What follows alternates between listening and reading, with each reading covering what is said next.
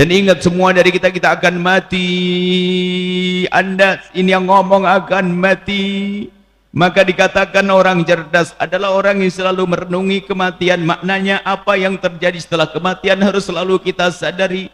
Nabi pernah bersabda, ayun nasi akyas. Nabi pernah bertanya kepada sahabatnya, hei sahabatku, tahukah kau orang cerdas? Sahabat Nabi menjawab, hanya Allah dan Rasulnya yang tahu. Kemudian Nabi menjelaskan orang cerdas adalah aktsaruhum lil mauti dzikra, orang-orang yang selalu mengingat kematian. Mengingat kematian adalah orang cerdas, karena mengingat kematian menguatkan keimanan tentang kejadian setelah kematian, sehingga kesadaran yang penuh akan hal ini menjadikan dia tidak mau makan riba, menjadikan tidak mau mencuri, menjadikan dia tidak mau zalim, tidak mau mutus tali persaudaraan, tidak mau rebutan waris, tidak mau berzina, tidak mau berjudi dan seterusnya, tidak mau minuman keras. Kenapa? Karena dia tahu hukumannya sangat pedih. Di alam barzah sudah pedih, belum hukuman nanti di neraka. Maka menyebut kematian, mengingat kematian itu maknanya merenungi kejadian setelah kehidupan saat ini. Semua akan mati. Semua akan mati. Ketahuilah, hei hamba Allah, bayangkan dirimu, urusan dunia memang kita dihimbau, diajari oleh Allah. Di dalam Al-Quran disebutkan, kalau memanjatkan doa, memanjatlah, mohonlah yang baik. Kita diajari doa, Rabbana atina fid dunya hasanah, ya Allah berikan kepada kami di dunia kebaikan. Kebaikan itu macam-macam maknanya, baik sehat lahir, baik batin, hati tenang, pikiran tenang, anak baik, rezeki banyak, itu fid dunya hasanah. Kita perlu minta fid dunya hasanah, wa fil akhirati hasanah, dan di akhirat juga kebaikan. Maka kita membangun kebaikan dalam hidup ini juga penting. Tapi yang menjadi masalah kalau kita lupa membangun kebaikan di akhirat. Dan alangkah banyaknya orang terlena dengan kebaikan di dunia sehingga lupa kebaikan di akhirat. Padahal Allah telah menjadikan kebaikan di dunia itu adalah mukaddimah kebaikan di akhirat. Maka fahamilah, hai hamba Allah yang telah diberi kebaikan di dunia, maka sesungguhnya itu ada pesannya. Ini kebaikan di dunia harus kau jadikan kebaikan di akhirat. Maka yang diberi oleh Allah tahta, ingat tahtamu adalah sementara. Jadikan tahtamu yang sesaat itu untuk kebaikan di akhirat. Hei yang punya harta juga sementara. Kalau kita renungi dengan kekayaan yang melimpah, ketahuilah, pun kalau meninggal kita tidak bisa menggunakannya. Kalaupun ada seorang laki-laki yang bekerja keras mengumpulkan harta sampai bisa bangun rumah megah, kemudian dia meninggal dunia, dia pesan kepada istri dan anak-anaknya, kalau abah nanti mati tolongin nak, kalau abah mati biar tidur di sini saja, jangan dibawa ke kuburan, nggak ada yang denger. Kita harus 1 jam, 2 jam, 3 jam harus dilemparkan, kita buang ke kubur sana. Kita harus paham mana ini, ya Allah. Semuanya kita akan dikirim ke sana. Rumah megah untuk siapa? Untuk yang kita tinggal. Kalau dia baik akan digunakan kebaikan, kalau tidak baik akan jadi siksa untuk kita. Kita harus renungi kekayaan yang kita miliki. Dan kita harus berenung, kita akan mati, ya Allah. Kita akan mati. Bayangkan tentang kematian dirimu, bukan kematian orang lain. Dan ketahuilah bahwa semua kita akan mati. Kalau sudah ajal tiba, tidak bisa ditunda, tidak bisa esok hari. Di antara kita tidak tahu kapan mati. Memang kita sering minta panjang umur, dan semoga panjang umur semuanya.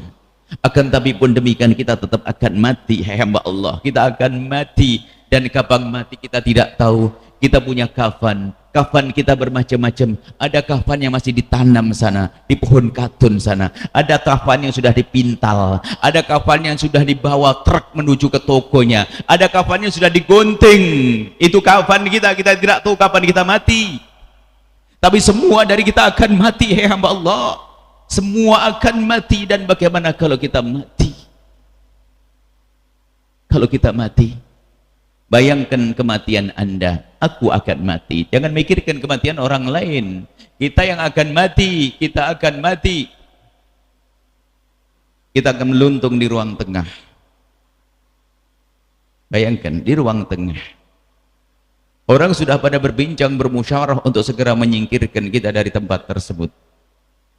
Kita harus pakai bahasa yang tidak enak. Kita akan disingkirkan karena kita akan berbau busuk kalau dibiarkan di situ. Maka jangan sombong, ya Allah. Kita semua yang katanya paling ganteng tetap bau busuk. Bahkan bangkai yang paling busuk adalah bangkai manusia. Kemudian setelah itu, keluarga bersepakat, merencanakan kita akan dibawa kemana, kita akan dibawa kemana. Saat itu lihat, yang biasanya suara lantang tidak lagi bersuara, mandi pun tidak bisa, harus dimandikan, pakai baju gak bisa, pakai baju harus dikenakan oleh orang lain. Yang biasa sombong dengan baju bermerek, saat itu bajunya seragam kain kafan, seragamnya orang kaya dan orang miskin, seragamnya pejabat dan rakyat sama, kain kafan. Dan kain kafan dibatasi. Kemudian setelah itu apa? Disolati, karena kita adalah ahli iman. Lihat, bayangkan ini, Anda kita yang mati, lihat. Kemudian setelah itu karena Anda orang beriman, lihat, orang pada menangis dengan kepergian Anda dipeluk, ayah mencium di kening Anda. Kemudian setelah itu Anda akan dibawa ke tempat itu tempat saat ini kalau Anda datang merasa ngeri, ketakutan, ternyata mau tidak mau Anda harus masuk ke dalamnya. Ya Allah, pahami makna ini. Orang mengiringi Anda, mengerangkul Anda, membawa Anda seolah-olah Anda dipikul di atas keranda. Anda bukan jadi pengantin, Anda akan dipinggirkan dari rumah Anda akan diletakkan di tempat sepi sana. Ternyata sudah disiapkan tempat tinggal yang istimewa. Lihat, 2 kali 75 meter kali 75 cm, 75 kali 2, dan kita harus masuk ke dalamnya. Dan kemudian setelah itu apa? Ini pipi yang sering kita sombongkan ternyata harus ditempelkan ke bumi. Kemudian setelah itu akan ditaburkan tanah di atas kepala kita, ditimbun tanah. Kemudian orang-orang itu yang dulu katanya sangat mencintai kita pun ternyata harus meninggalkan tempat tersebut. Dan ingat, saat itulah akan datang malaikat mungkar dan nakir. Cuman karena Anda orang baik, sebelum malaikat mungkar nakir datang, karena Anda orang baik, maka tiba-tiba ada yang datang kepada Anda, Assalamualaikum, Anda menjawab, Waalaikumsalam. Siapa engkau? Aku adalah sedekah yang pernah engkau berikan dulu. Ada lagi suara yang indah, kemudian Anda menyapanya dan ia menjawab, aku adalah sholat malam yang pernah kau tegakkan dulu. Ada suara lagi yang lebih merdu lagi, lalu Anda bertanya, siapa engkau? Aku adalah silaturahmi yang kau jalin, kau sabar karena saudaramu yang jahat dulu. Kemudian suara-suara indah akan datang. Ternyata itu amal baik, digambarkan amal baik akan dalam bentuk yang indah sekali. Karena Anda sudah dikerumuni dengan amal baik, maka Anda pun tidak merasa takut lagi, tidak merasa gentar lagi. Kemudian datang malaikat mungkar nakir. Setelah malaikat mungkar nakir datang, Anda pun tidak gentar, tidak takut, karena Anda tahu dia sama dengan Anda, hamba Allah. Di saat mereka bertanya pun Anda dengan ringan, dengan mudah menjawab. Waktu mereka bertanya, man rabbuk, siapa Tuhanmu? Anda pun menjawab dengan mudah, Allahu Rabbi, dan seterusnya. Maka malaikat itu akan menyapa Anda dengan keindahan, dan setelah itu diserahkan Anda kepada malaikat rahmat. Tolong beri rahmat orang ini, rahmat nikmat dari surga hingga nanti dibangkitkan di padang mahsyar. Itulah Anda orang-orang baik, itulah Anda orang yang sering silaturahmi, itulah Anda orang yang sering menahan dendam, itulah Anda orang yang sering bersedekah, itulah Anda orang yang menjauhi riba, itulah Anda orang yang sering bangun malam, itulah Anda orang yang sering berbakti pada orang tua. Itulah Anda. Akan tapi di kubur sebelah Anda harus pahami, di kubur sebelah adalah orang di saat dia mati orang pada tertawa karena dia banyak kejahatannya, kemudian segera dibawa ke tempat ke kubur. Setelah dilianglah di kubur, kemudian setelah itu apa yang terjadi? Sebelum malaikat mungkar nakir datang, ada sesuatu suara yang menyeramkan dan dia ketakutan, siapa engkau? Suara itu berkata, aku adalah zina yang pernah kau lakukan dulu. Kemudian ada lagi suara yang lebih serem lagi. Kemudian dia bertanya, siapa engkau? Aku adalah sholat yang kau tinggalkan. Semua dosa-dosa akan datang mengurumuni dia dan menemani dia. Dan semakin takut, suasana takut. Anda sadar. Coba Anda sadari bagaimana suasana takut. Jika Anda dalam ketakutan di sebuah malam, di rumah yang sepi, di sebuah tempat rumah sepi, di kegelapan malam, di keheningan malam, tiba-tiba ada gelas yang jatuh, Anda terkaget. Ini keadaan di alam barzah. Lihat, kubur sebelah itu orang yang banyak dosa, orang yang banyak maksiat masuk ke alam barzah. datang amal-amal buruknya menjelma dalam bentuk yang sangat menakutkan. Kemudian setelah itu datang malaikat yang digambarkan matanya hitam kebiru-biruan, menakutkan, dan suaranya lebih lantang dari halilintar. Suara gelas pecah saja kita ketakutan, bagaimana mendengar suara yang lebih lantang dari halilintar. Kemudian bertanya, man rabbuk, siapa Tuhanmu? Dia ketakutan dan tidak menjawab, hanya berkata kemudian dipukullah orang ini, dan ketahuilah pukulan ini seandainya dipukulkan di dunia akan hancur. Ini dipukulkan kepada manusia pendosa, dan setelah itu diserahkan kepada malaikat, siksa orang ini hingga nanti dibangkitkan di padang mahsyar. Berapa lama di alam barzah? Berapa lama? 100 tahun, 1000 tahun disiksa. Jadikan ini bahan untuk kita merenungi diri kita. Wahai hamba Allah, kita semua akan masuki alam barzah. Alam barzah adalah alam, adapun kubur itu untuk menyimpan jasad kita. Alam barzah adalah alam. Ada alam yang kalau kita sudah mati nanti baru kita menyadari itu ada alam baru lagi. Mari kita merenungi diri kita sendiri. Jika Anda golongan orang yang pertama, bersyukurlah Anda. Jika Anda saat ini golongan tadi orang yang ahli silaturahmi, Anda senang sholat malam, Anda senang bersedekah. Kalau Anda golongan orang ini, bersyukurlah Anda. Bahkan kalau seandainya Anda menjadi golongan yang satu lagi, banyak dosa yang Anda lakukan, malam ini akan kita beresi. Di masjid ini akan kita beresi. Siapapun yang punya dosa, punya maksiat, yang sering makan haram, urusan riba, ngambil hak orang lain, pernah ke minuman keras, meninggalkan salat, ingat, sadar bahwasanya surga Allah bukan saja untuk orang yang pekerjaannya baik-baik saja seperti para nabi, akan tapi surga Allah juga diberikan kepada pendosa-pendosa yang di saat menyebut dosanya dia sadar lalu kembali kepada Allah. Ini kesempatan bagi kita. Kalau kita seperti Nabi, tidak.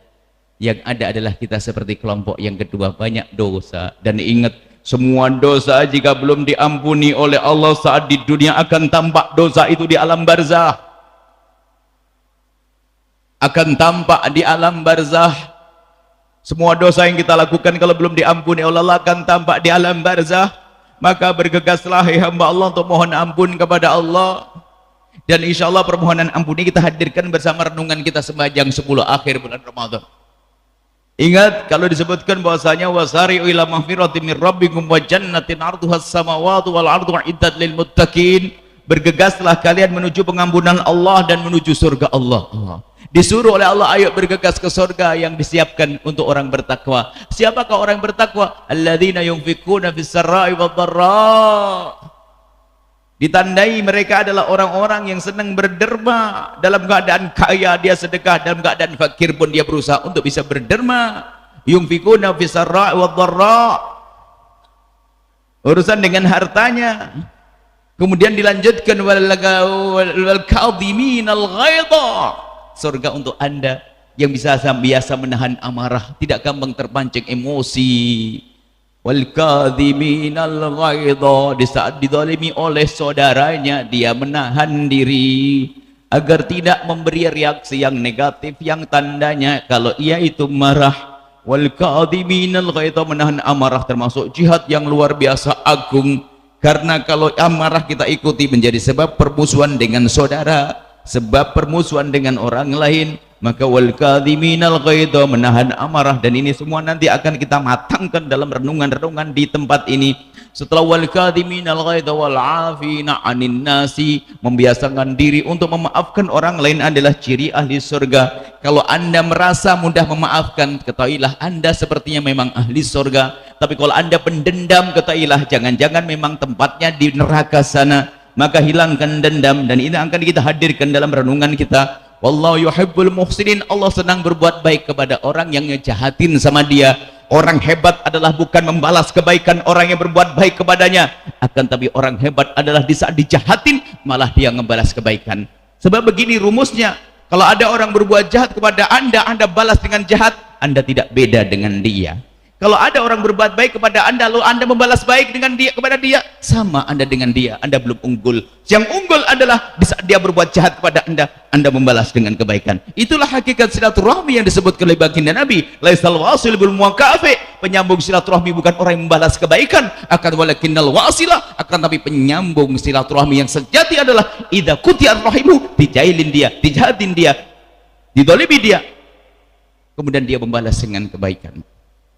Idza quti'ar rahimu wasalaha, di saat diputus hubungannya, dijahatin dia, membalas kepada kebaikan. Ini kan bentuk kebaikan. Cuman lanjutkan ayat ini. Ayat ini ternyata ahli surga bukan saja orang yang seperti itu saja. Seperti itu ya, kalau Anda ternyata mudah lapang, mudah memaafkan kepada saudara, sepertinya Anda memang ahli surga. Setelah itu apa?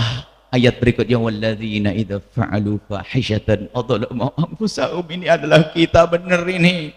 Ahli surga adalah mereka yang berbuat walladzina idza fa'alu fahishatan, yang melakukan kekejian dalam perbuatan, melakukan dosa, adzalamu anfusahum, zalim pada dirinya sendiri. Dikatakan zalim pada dirinya sendiri dalam melakukan dosa, dzakarullah, segera ingat kepada Allah. Ini adalah kelompok. Kalau kita merasa dosa, jangan ragu, masih ada kesempatan untuk menjadi ahli surga. Kuncinya apa? Kita menyesali dosa-dosa kita, dan insya Allah bagaimana kita menyesali dosa-dosa agar kita yang pendosa ini bisa menjadi golongan orang bertakwa ahli surga. Insya Allah kita hadirkan pada pertemuan yang akan datang. Insya Allah mohon disampaikan pada yang lain untuk bisa mengikuti acara ini, dan Anda yang sudah menghadiri jangan sampai putus. Dan pesan kami, Nabi menghidupkan 10 akhir bulan Ramadan enggak pakai pilih-pilih, 21 iya, 23 iya, 22 enggak, tidak. Semuanya ayo kita penuhi setiap malam. Insya Allah pertemuan yang akan datang akan kita pastikan kita akan menjadi ahli tobat untuk masuk makom kekasih Allah. Ada orang menjadi kekasih Allah dengan amal baik, ya, yang amalnya baik kurang dosa seperti para wali dan para nabi. Cuman kita ini kelasnya kelas mata kotor, kelas dosa. Kita ingin menjadi kekasih Allah melalui makom tobat, seperti sabdakan difirmankan Allah, innallaha yuhibbut tawwabin, Allah senang cinta kepada orang yang bertobat. Jadi orang berdosa lalu bertobat ini punya makom tinggi juga nanti pada akhirnya, makom mahbubiyah inda rabbil alamin, orang yang dicintai oleh Allah dengan menyesali dosa. Insya Allah kita hadirkan pada pertemuan yang akan datang. Mohon disampaikan dan diikuti dengan serius. Ini adalah untuk keselamatan kita. Dunia akan kita tinggalkan, kita akan berjaya. Dan kami ingatkan sekali lagi, orang yang selalu menghadirkan renungan seperti ini bukan menjadi sedih hidupnya di dunia. Orang sebagian berkata, kalau kita selalu ingat kematian hidupnya susah. Oh tidak, kalau Anda senantiasa mengingat kematian, maka hidup Anda akan indah. Tidak ada seindah yang mereka alami. Kenapa? Dia ngerti kehidupan di akhirat, maka dia akan mesra dengan istri. Sebab kalau jahat akan menjadi siksa, dia akan santun kepada saudara, dia nggak akan mengambil hak orang lain. Maka mengingat kematian kunci keindahan hidup di dunia sebelum di akhirat. Setelah Anda menyaksikan video ini, jangan lupa berselawat kepada baginda Nabi Muhammad sallallahu alaihi wa alihi wa sahbihi wasallam.